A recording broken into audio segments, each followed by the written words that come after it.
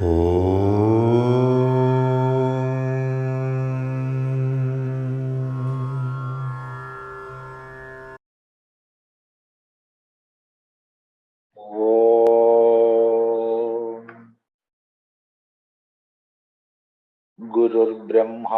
गुरुर्विष्णुः गुरुर्देवो महेश्वरः गुरु साक्षात् परं ब्रह्म तस्मै श्री गुरवे नमः। ॐ सदाशिवसमारम्भाम् शङ्कराचार्यमध्यमाम् अस्मदाचार्यपर्यन्ताम् वन्दे गुरुपरम्पराम्। Oh,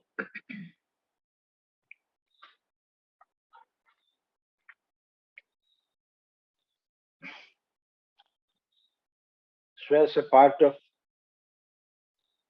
our Bhagavad Gita studies, we were going through Gita Dhyana as a stepping stone. It's a piece of stotra or dhyana having 9 slokas, and in our last sitting,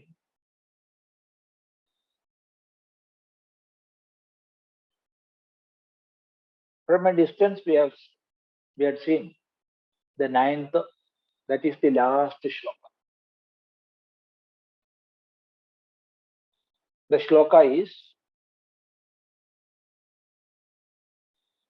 Yam brahmā varuṇēndrarudramarutaḥ stunvanti divyaiḥ stavaiḥ vēdaiḥ sāṅgapadakramōpaniṣadairgāyanti yam sāmagāḥ dhyānāvasthitatadgatēna manasā paśyanti yam yōginō yasyāntaṁ na viduḥ surāsuragaṇā dēvāya tasmai namaḥ.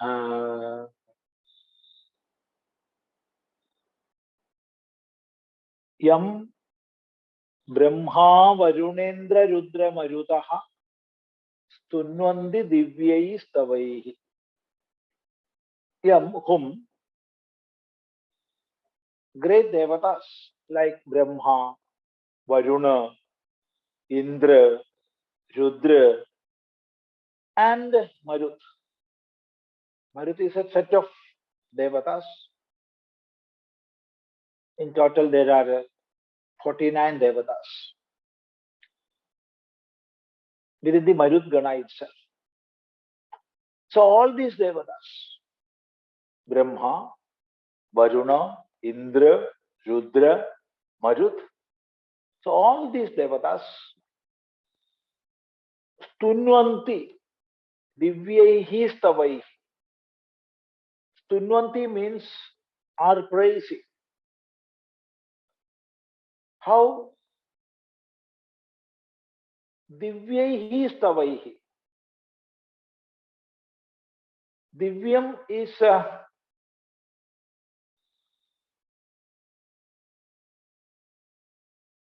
something connected with the celestial world, the higher world. Or Divyam may also mean that which is giving effulgence. So here, as it is hymns are referred here, we can take it as to mean celestial hymns. So with the help of many, many celestial hymns, devatas like Brahma, Varuna, Indra, Rudra, Maruda, all these devatas are praising Whom do they praise?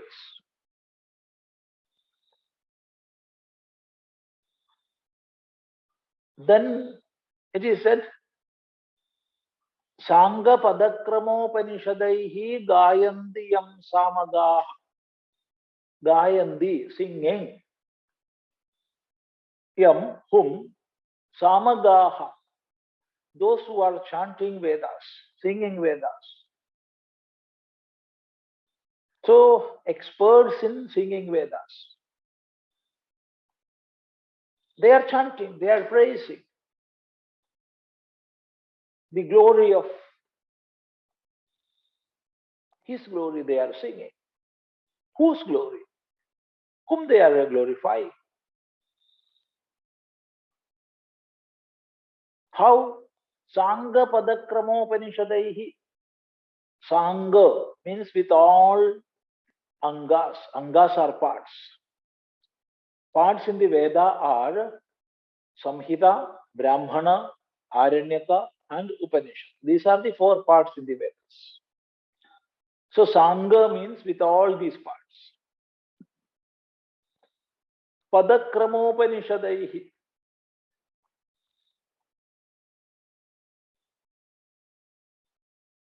With all padas, with all mantras, up to Upanishads. Upanishad is the last part of Veda. So from beginning to end, with all these parts, whom do these sāmagāḥs are praising?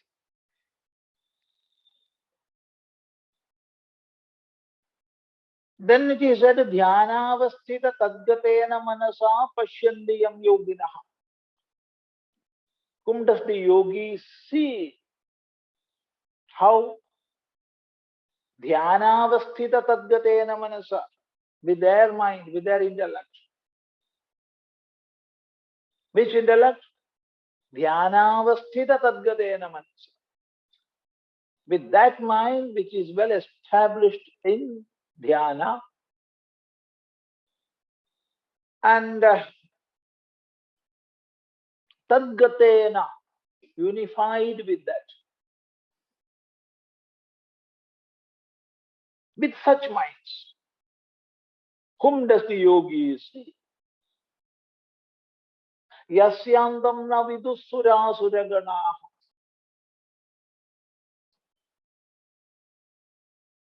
All the set of devatas and asuras, they do not know the glory of or the end of that great being. Yasya, whose. Yasya means whose. Antam, the end. Na viduḥ. Na viduḥ means does not know. Whose greatness even the devatas does not know.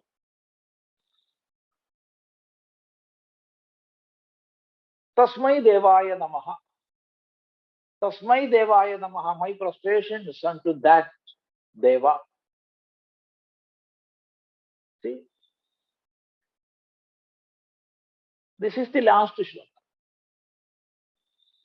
Here, if we go to explain this, it will take hours and hours.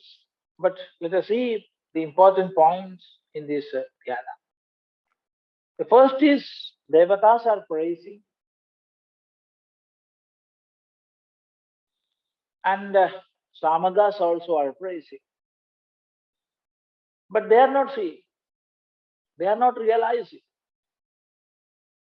So with their intellect, they do know there is a higher reality. And with that knowledge, they are praising. With celestial hymns, they are praising. Or with the Vedic mantras, they are praising. But they are not realizing. Then who are realizing? Dhyānāvasthitatadgatēna manasā paśyanti yam yoginah. Yogis are realizing. because they are well established in dhyana. One pointed concentration. And with that, tadgatēna manasā, their mind, individual mind is unified with that.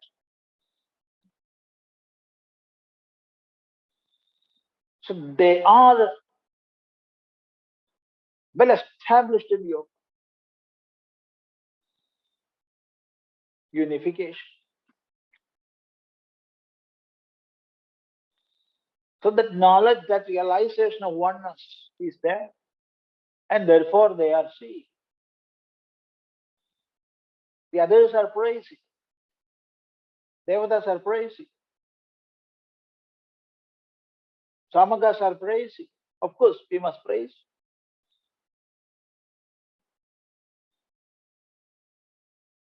But those yogis who attained that highest state which we call dhyana, and as a result of that, has got that unification with that feeling or that realization of oneness, they are seeing.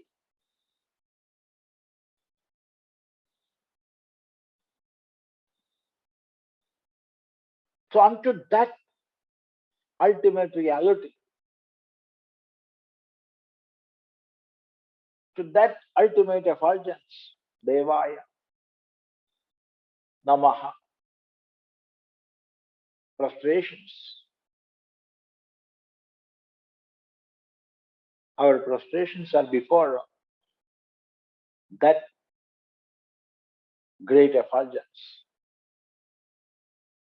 So here, what is that? It is not mentioned here.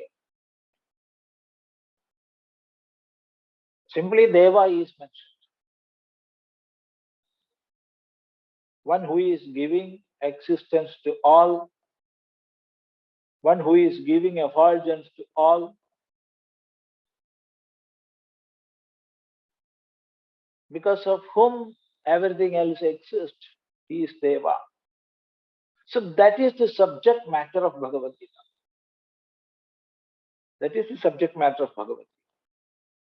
So it is referred here, it is mentioned here, but no explanation is given. And our inquiring mind is taken to a sublime height, and it is taught that only through dhyana you will realize this.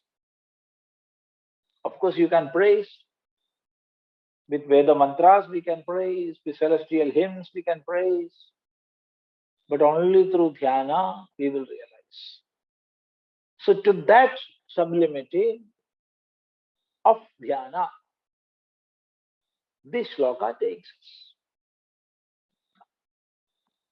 And with that keeping in mind, we can enter into the study of Bhagavad Gita. So before starting this Gita Dhyanam, we had an introduction, so I am not going to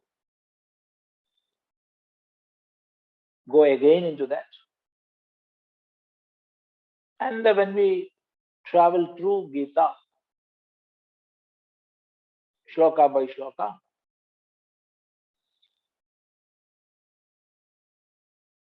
we will get more and more introduced into the inner arenas of Gita.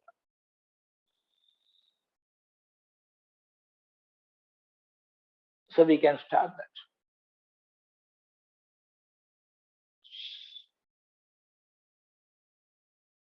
So the first chapter of the Bhagavad Gita is the 25th chapter of Bhishma Parva. that we had seen.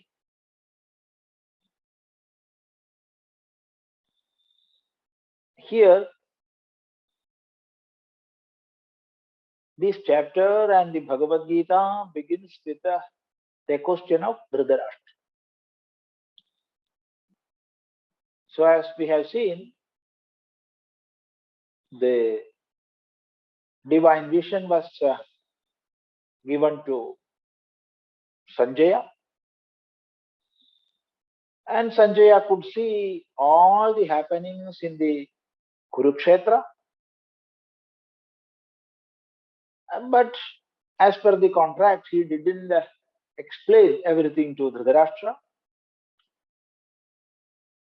On the 10th day, when the great Bhishma fell down, then Sanjaya came running and he addressed Dhritarāśhtra and said, Bhishma has fallen. It was then Dhritarāśhtra started asking, "Oh Sanjaya, you explained from the very beginning what happened." With that question, Bhagavad Gita starts. See, the first sloka is dhṛitarāśhtra uvācha dharma-kṣhetre kuru-kṣhetre samavetā yuyutsavaḥ māmakāḥ pāṇḍavāśhchaiva kimakurvata Sanjaya.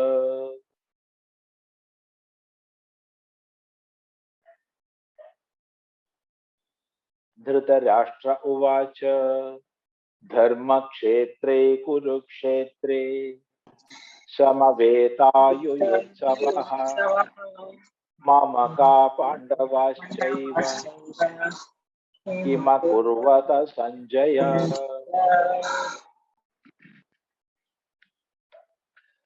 So Dhritarāśhtra uvācha, Gita begins with the question of Dhritarāśhtra. Dhritarāśhtra uvācha. Uvācha means said or asked. So Dhritarāśhtra asked, dharma-kṣhetre kuru-kṣhetre samavetā yuyutsavaḥ māmakāḥ pāṇḍavāśh cha eva kim akurvata Sanjaya. Sanjaya, oh Sanjaya. Dhritarāśhtra is calling by the name O Sanjaya. He is the minister of Dhritarāśhtra. O Sanjaya. Dharma-kṣhetre. Dharma-kṣhetre means within the dharma-kṣhetra. Kuru-kṣhetre, within the kuru-kṣhetra. Samavetā, those who are assembled. Samavetā, those who are assembled. Yuyutsavaḥ, desirous of fighting or wishing to fight.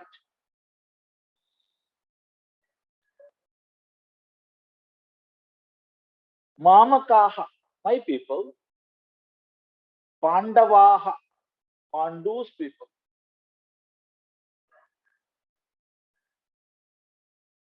Cha, and kim, what? Akurvata, did. Akurvata, did. So the question is, O Sanjaya, tell me, my people and Pandu's people assembled in the Kuru-kṣhetra battlefield, what did they do? This is the question. So why such a question? Because he knows, Dhritarāśhtra very well knows battle is happening there. And this is the 10th day. This is the 10th day. So since 10 days, they are battling there. Battle is happening there. Then why did he ask such a question? The answer is, he is asking Sanjaya to explain from the very beginning. Because samavetā, it is said here, samavetā, those who are assembled and they are yuyutsavaḥ, desirous of fighting. So getting assembled at a battlefield, desirous of fighting means it is the first step, it is the beginning of the war. Before starting the war.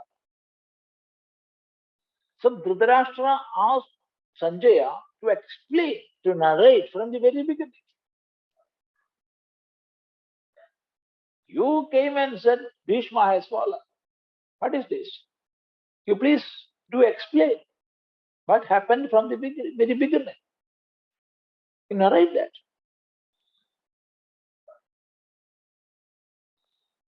Here Bhagavad Gita starts with the word dharma-kṣhetre. Dharma is the first word used in the Bhagavad Gita. Dharma. The subject matter of Bhagavad Gita is moksha.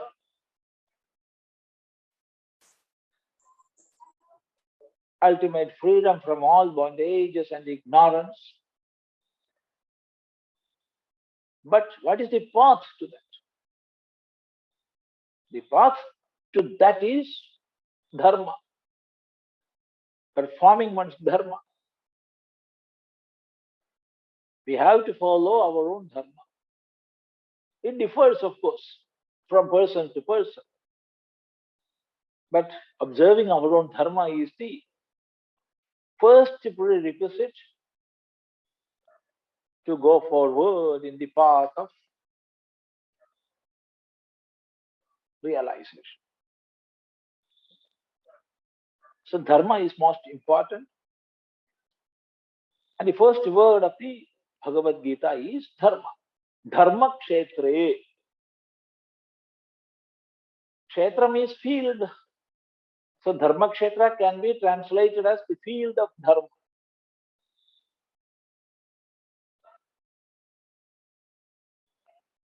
So by that, kuru-kṣhetra is meant.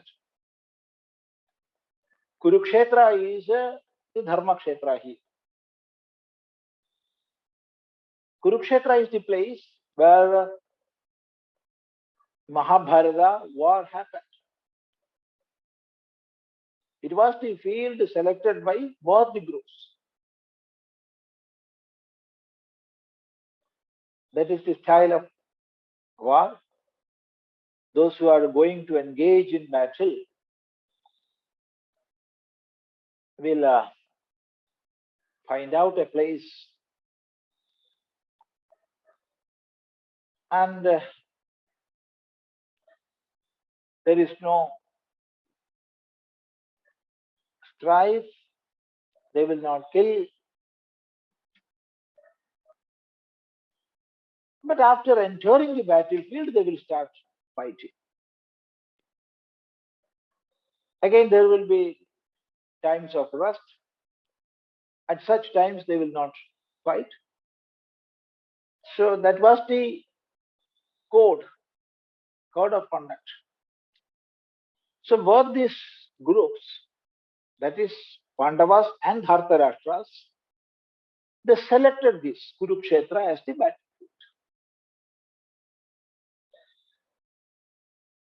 It's an ideal battlefield. Even now, we can go and see a plain land, vast area of land, without mountains, but with many water reservoirs, huge water tanks, ponds,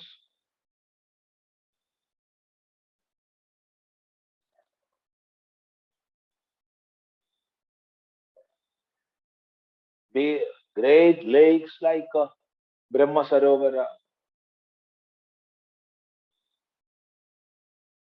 Sannihida Turtha, all are there. Jyotisar.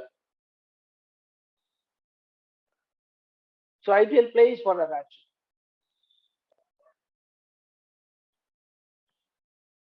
So Kurukshetra is dharma-kṣhetra. Why it is dharma-kṣhetra? Because it was there, the Mahabharata war was conducted, and it was to re-establish dharma. To establish dharma, the two groups came and fought. And therefore, it is called dharma-kṣhetra.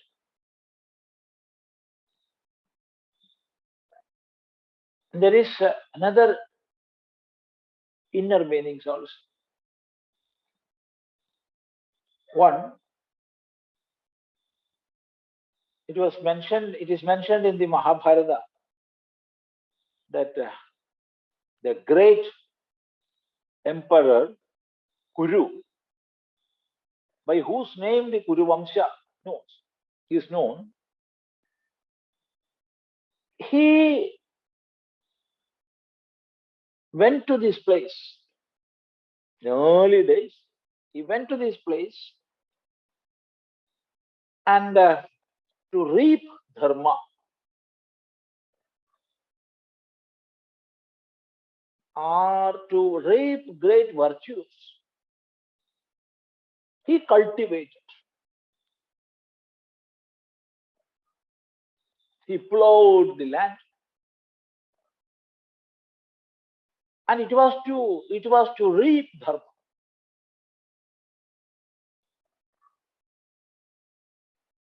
It is a symbolic representation, because to have prosperity in the country, we have to go for cultivation. It is the very basic thing.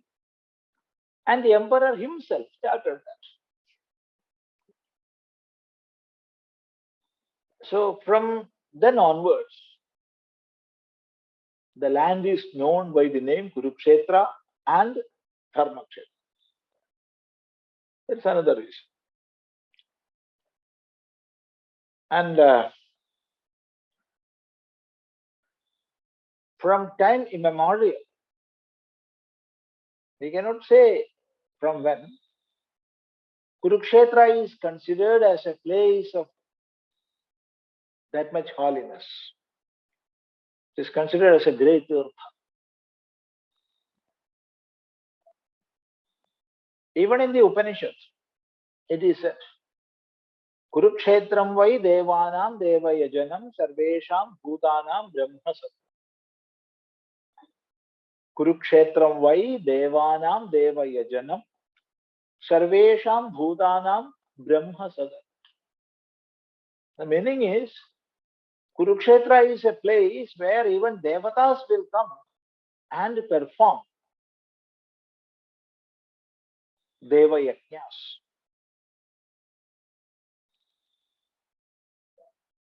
And it is a place for all bhutas, all beings, to reach the Brahmaloka, the world of Brahma. So that means Kurukshetra was a great tirtha, holy place. And even now it is considered as a great holy place.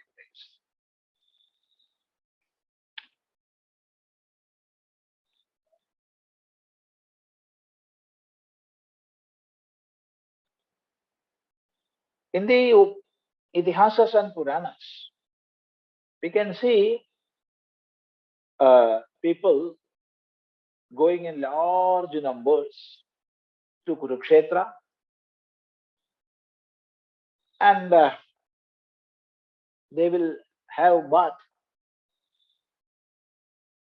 in the waters of Brahma Sarovara after eclipse, both solar and lunar eclipse, to purify themselves. People used to go to Kuru-kṣhetra. Why? Because that land is considered that much holy. When Parashurama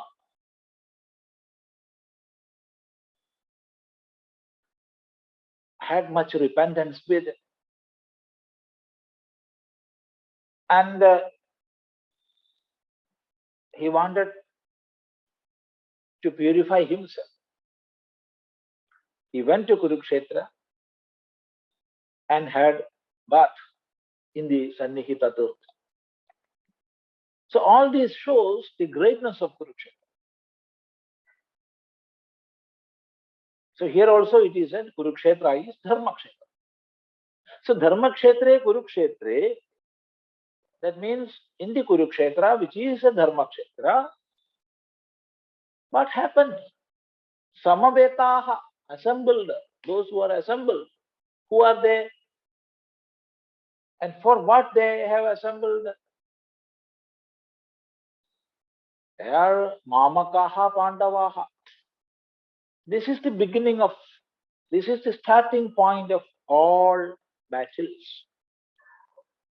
Māmakāḥ and non-māmakāḥ. My people and the others.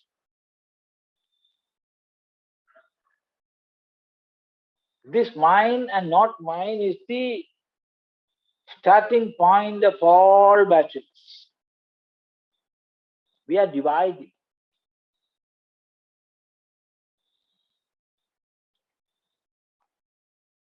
We are divided. This is my wife, my husband, my this, my that. After some times, see, this my will change. This is my wife. After some days, this is my ex-wife. Or this is my husband. After some days, this is my ex-husband. And ex will come. So that is about my. But still we are having this. When there is my, of course there will be the non-mice. Māmakāḥ, Pāṇḍavāśh.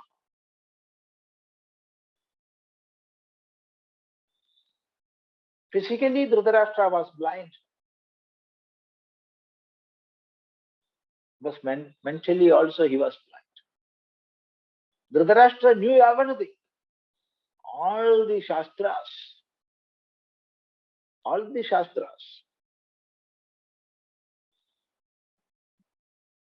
He knew with him.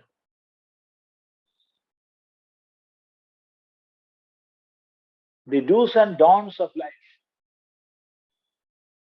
Dhṛitarāśhtra knew very well, more than anybody else.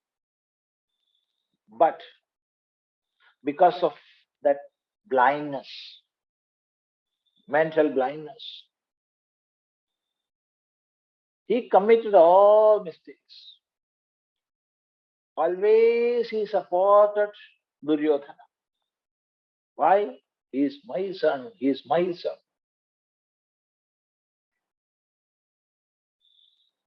Always Sanjaya used to advise him. Oh king, this is not right, this is not right. But that never endured that deaf ears.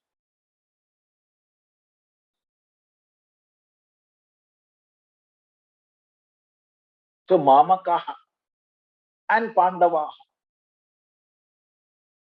my people and Pandavas and their people. So both these armies are assembled here, desirous of fighting, yuyutsavaḥ. So what did they do? You explained from the very beginning, you narrated. Kim akurvata. Akurvata is the past tense of kuru-kṣhetre. So this is the first shloka of Bhagavad Gita. So this starts with the beginning with the word dharma. And the Gita starts with the question of dhṛitarāśhtra. Dhṛitarāśhtra is one who is holding the rashtra and having all knowledge within, but he is blind. Even after having all knowledge, because of his blindness,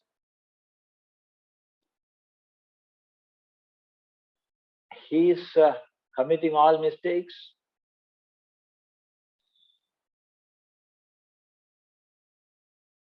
He knows what should be done, but he is doing just the opposite. So with the question of such a man, Gita is beginning. And of course, first word is dharma. This is the question of Dhṛitarāśhtra, and this is the only instance where Dhṛitarāśhtra is coming directly. Only one shloka. Now after this Gita and some other parts, Dhṛitarāśhtra will come again. But that is after the Bhagavad Gita portion. Now till the end, we will not see Dhṛitarāśhtra. So as a reply to the Dhṛitarāśtra's question, Sanjaya starts. That we can see in our next sitting.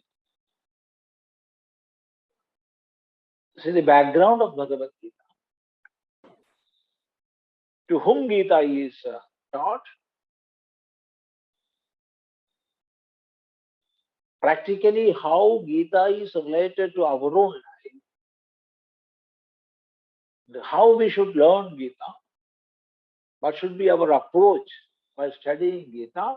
All these subjects are well explained in the first chapter. So only after studying this first chapter very well, we can enter into the real study of Bhagavad Gita. Because the teaching of Gita begins with the second chapter. That is the 11th shloka of second chapter. Up to that point, Bhagavan Vedavyasa is making a background, a field for giving this highest teaching. So, this chapter, that is up to the 10th shloka of the second chapter, with this view in mind, we will study, and much explanation is not required here. We will try to understand the shloka meaning and other aspects.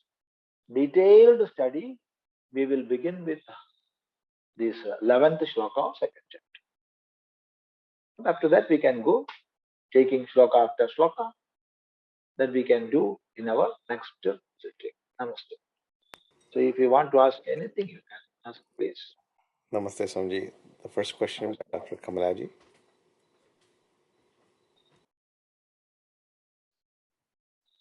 Namaste, Swamiji. Namaste, namaste, namaste. Swamiji, just will you please explain The 18th sloka of the 4th chapter. Karmanya karmanya.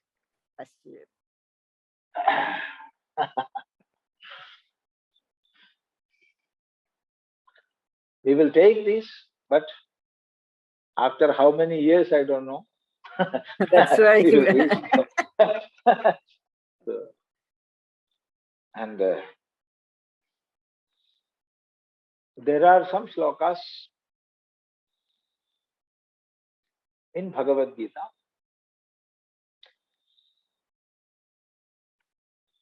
which are carrying the essence of Vedanta.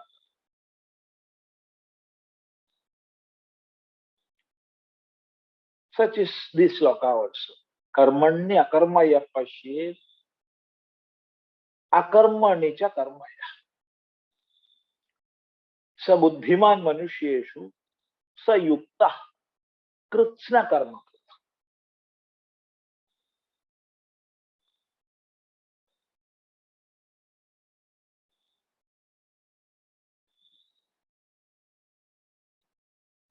Karmanya akarmaya paśyet. Yaha, one who paśyed, do, see, but karmani, within karma, akarma, absence of karma. Karma is activity. So in the midst of activity, one who is seeing after inactivity and akarmani cha karmaya. Akarmani, in inactivity, one who is seeing activity. Sabuddhiman manusyeshu. He is the most intelligent among all human beings. Yuktaha. He is well established with it.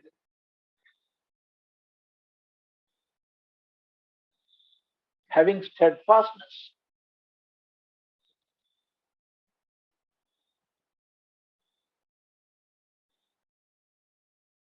One with a perfect or perfectly controlled intellect. Yuktaha. Kritsna karma krit. Kritsna karma. One who has fulfilled all the duties, all the karmas. Kritsna karma. Kritsnam karmam kritam yena. One who has completed all the activities. So finished. No more karma is waiting for him. No responsibility, no liability, nothing. He is free. That means he is free. He is a free man. One who is seeing activity in inactivity and inactivity in activity.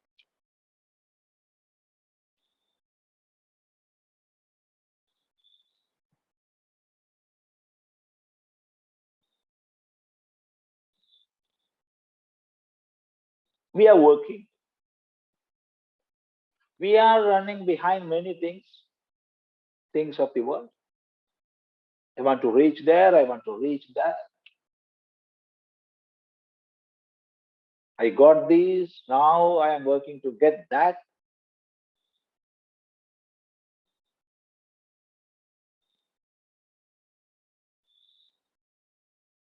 Always we are bored.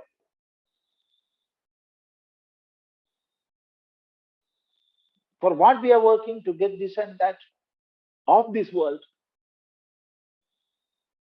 then of the other world. So we are assuming there are some other worlds, higher worlds, and more will be the degree of luxuries there.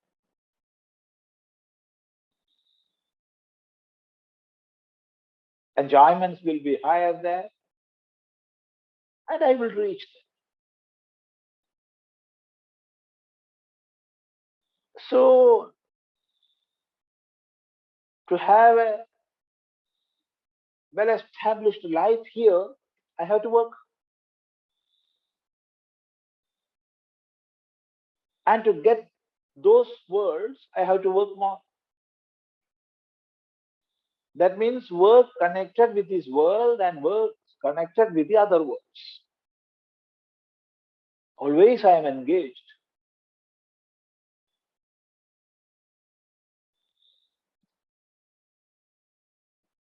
For a man of realization, he has realized nasti akrita krutena. With these doings, with these activities, you will not get what is above all karma.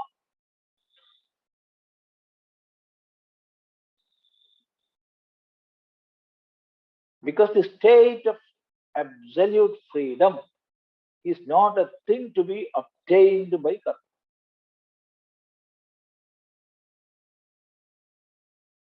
What we are getting through karma will of course have an end.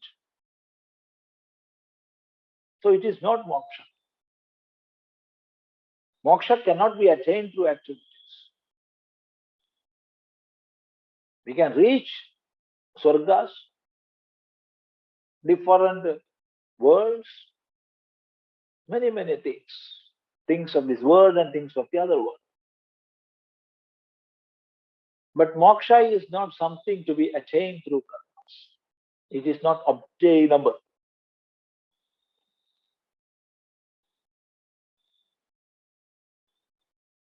So one who is firmly established in this knowledge, what he is seeing? He is seeing perfect inactivity.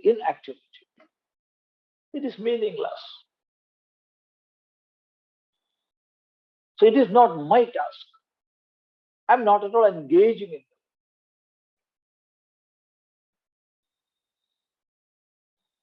To make the mind calm, let people do upasanas. But one whose mind is established in perfect calmness, why should he work for that?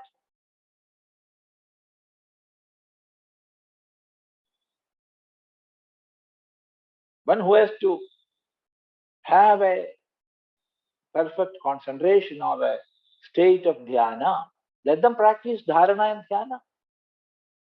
Why should one who is well established with it? Let people do swadhyaya, study of shastras, Upanishads, for having that knowledge. But one who is well established in that knowledge, why should he go for Upanishads? So he is well established within. So in the midst of karma, he is seeing perfect akarma, inactivity. And so he is not at all doing anything. Naiva dharmi, nacha dharmi, nachaiva hi shubha shubhi. He is not doing any virtue, he is not doing any evil. He is above both. He is not doing dharma, he is not doing adharma.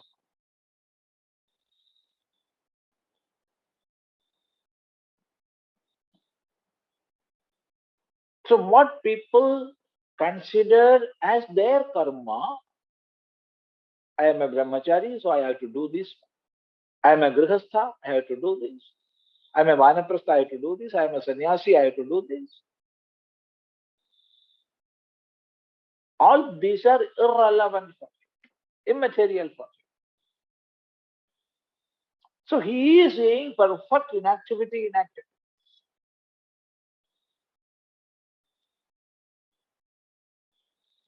So he is not going for that.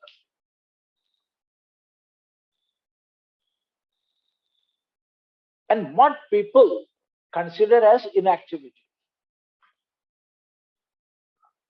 in that realm, he is fully engaged. What is that? The self.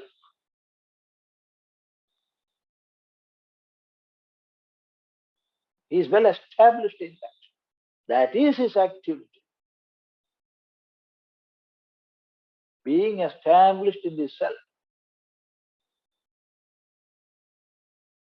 That is a field which common people are considering as inactivity. But being established in oneself is his activity. Akarmani karma. So he is seeing this.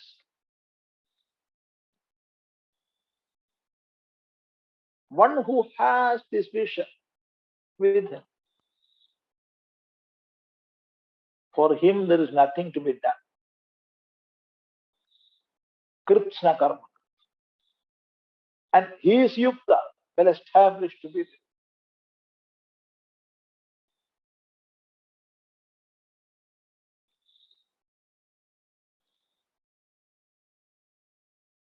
He is the most intelligent one.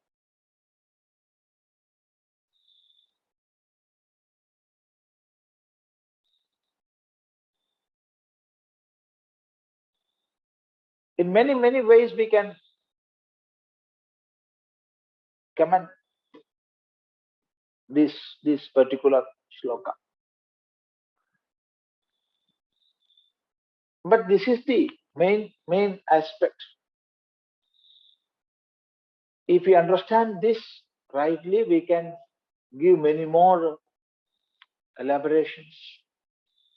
Sitting on this point, we can elaborate this shloka. But this is the vision. So this vision is external. And actually this vision is the end of Vedanta. Being established in oneself.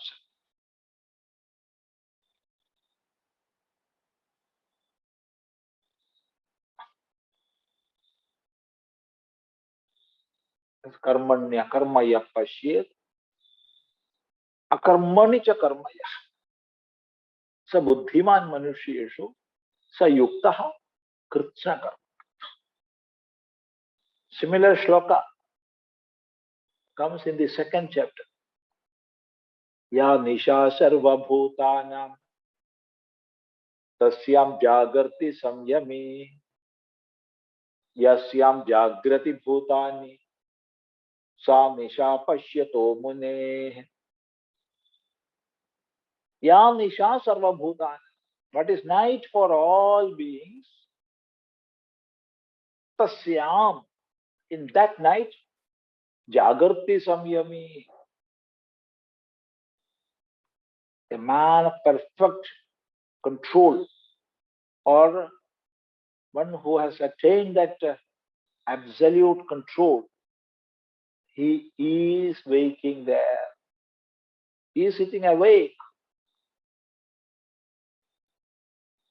Yasyam jagrati bhutani, in which all the beings are active.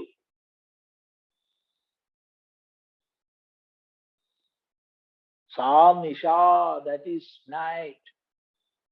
For paśyato munehe, for that muni who is seeing well. That is for a seer, for the seer of truth. It is perfect night.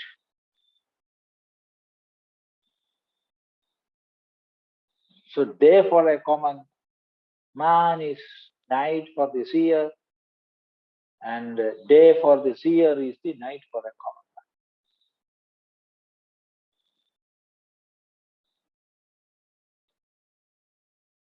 man. Vision is different, attitude is different.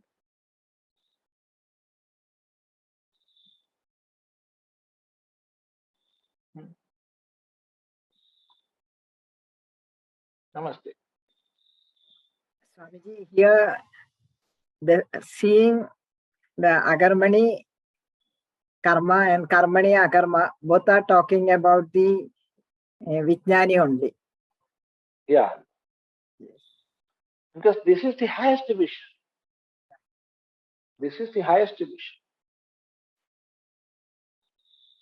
And Bhagavan himself says, Yuktaha, he is Yukta. And Buddhiman Manushyesh. And above all, he is Krishna Karma. He has done all the karma he has to do. There is nothing more remains for him. So that means he has crossed the field of karma. There is no responsibility for him, no more liabilities, nothing. That means he is free. Who is free? Man of perfect knowledge is free. And therefore, this sloka refers to a man of perfect knowledge, Vijnana. So this is the state of a Vijnana. Namaste. Namaste, Swamiji. We only have a few more minutes. So I just had one question. I've heard in multiple lectures that with the last shloka ending in mama and the Bhagavad Gita first shloka starting with dharma, the significance of that and the whole Bhagavad Gita. Yeah. See, when we study a text, what is the message conveyed through that? To understand that message, there are many ways. One first important way is with what that piece of teaching starts and where it ends. Here, Bhagavad Gita starts with the word dharma. And the last word is mama. Yatra yogeshwara krishna, yatra partho dhanurdharaha, tatra shri vijayo bhutihi, dhruvani tirmatirmama. That is the last shloka. So beginning word is, this is the starting, dharma, and the end is mama. Mama means my. So what is mama dharma? My dharma. Realize one's own dharma. Actually, we do know that, what is my dharma. But many coverings are coming and covering our own intellect and mind, just like clouds covering the sun. Many waves come.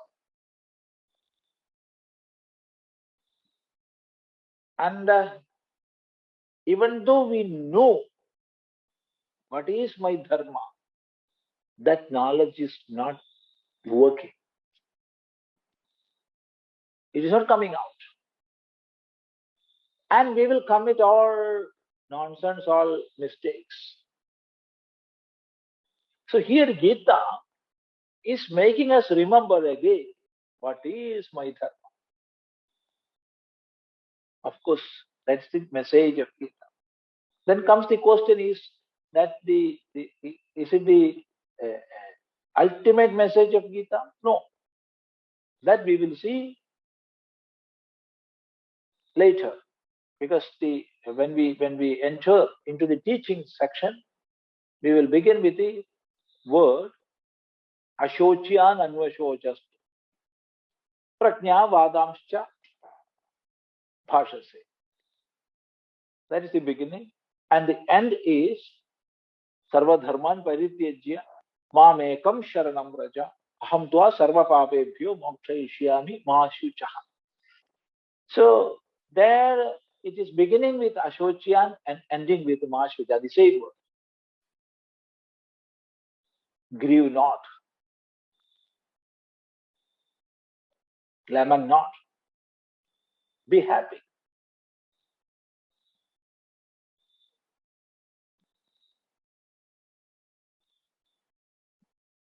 So ultimate happiness, getting rid of all sorrows. That is the message of the teaching of Gita. But as a text, Bhagavad Gita, the main message is mama dharma. There is no doubt in that. So both these we have to keep in mind. From one angle, Gita is teaching what our dharma is. It is a dharma-kṣhetre. It is not working as a smriti which explains what your dharma is. But Gita is pointing how you should do your dharma.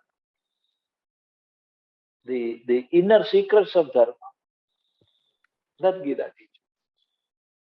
So mama dharma is the broad message of Gita. Namaste. Now we will conclude today.